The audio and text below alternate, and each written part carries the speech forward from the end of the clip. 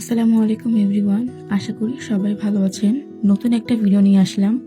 আজকে মা রান্না করছে ব্রয়লার মুরগি। আমাদের জন্যই ঘরে এই মুরগি রান্না করা হয়। আব্বা একদমই খায় না, মা একদম কম খান। আমি বিয়ের পর কোনোদিনও দেখিনি আব্বাকে ভুলেও মুখে দিতে।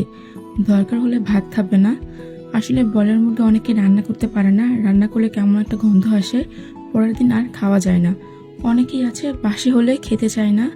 সবার প্রথম মাংস ভালো করে ধুয়ে নিতে হবে। আমি আগের অনেকগুলো ভিডিওতে বলেছি এই মুরগি রান্নার সময় টক দই ব্যবহার করলে রান্নাটা একদম অন্যরকম হয়। টক দই দিয়ে এভাবে একদিন রান্না করে দেখবেন, আলাদা একটা স্বাদ পাওয়া যায়। অবশ্যই মাংসটা ভালো করে কষাতে হবে। মাংসটা সুন্দর করে মশলা দিয়ে মাখিয়ে ভেজে নিলে আরও ভালো হয়। মা আজকে ভাজেনি, কিন্তু মা বেশিরভাগ সময়ই মাংস ভেজেই রান্না করে। মাংস ভেজে নিলে মাংস থেকে আলাদা সুন্দর একটি স্মেল আসে। ঝাল হলে আরও বেশি মজা হয়। আমরা সবাই অনেক ঝাল খাই, এই জন্য মা ঝাল ঝাল করে রান্না করছে। এভাবে রান্না করলে পরের দিনও টাটকা মনে হয়। মার হাতে এই রান্নাটা আমি অনেক পছন্দ করি, আর এই রান্নাটা অনেক সুন্দর হয়েছে।